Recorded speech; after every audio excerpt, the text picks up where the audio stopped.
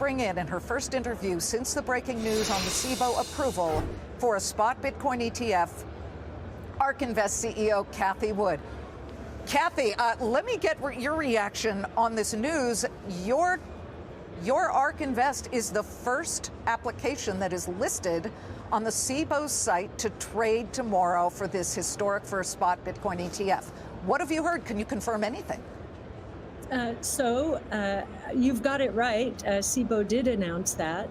But the SEC has yet to approve our S1, and so we will not be effective until they do. Now, this is a very good sign that they will. It's just we have to wait. Okay. And you have heard nothing. When was your last communication with the SEC? We've been talking regularly. Our partner, 21 Shares, has been talking regularly. And so the way I understand this happens is this is a necessary first step, the 19B4 approval. And then the next step, and it usually is pretty quick, is the S1 approval. So we are now waiting for that. Well, let's talk about what happened yesterday. There was this unbelievable development where it popped up on the SEC's official Twitter account, its X account, that yes, they had approved the spot Bitcoin ETF, and there was this flowery worded tweet that came that looked like it was from Gary Gensler, the SEC chair. Immediately, you saw quite the spasm in price. It did spike for Bitcoin, but then the SEC said, no, that is fake news. Our account has been compromised. Where were you when this all went down, and what was your gut reaction? I was actually giving an interview, pulled up the tweet, and the first thing I saw was the Bitcoin logo in an SEC tweet, and I said, that's weird. And then the second thing I saw was Gary Gensler's picture, kind of smiling.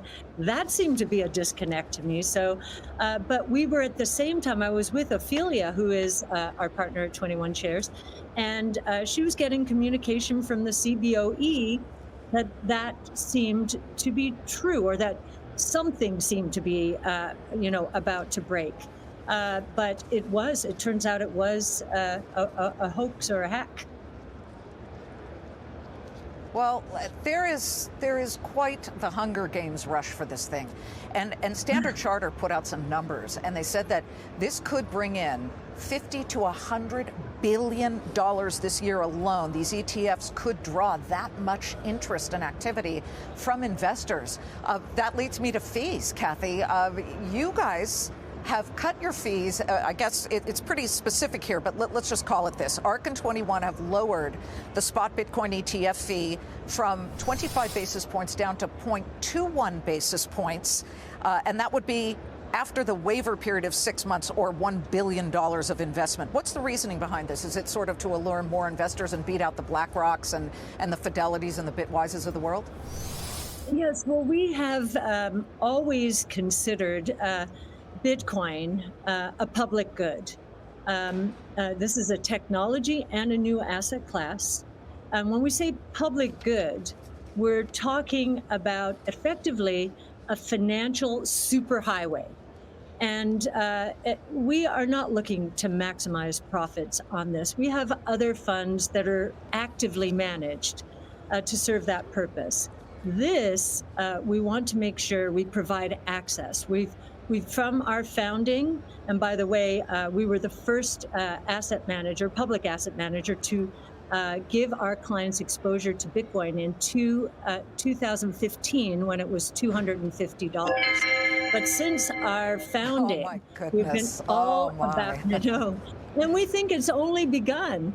So it's been a wonderful ride. We were early, and we're definitely going to stay on this horse. The democratization that we set out to provide our clients, democratized access to innovation, both in the public markets, pure play innovation funds, and now with venture in the private markets. Bitcoin is an extension, democratization, access. We think it is going to be one of the most important assets in history.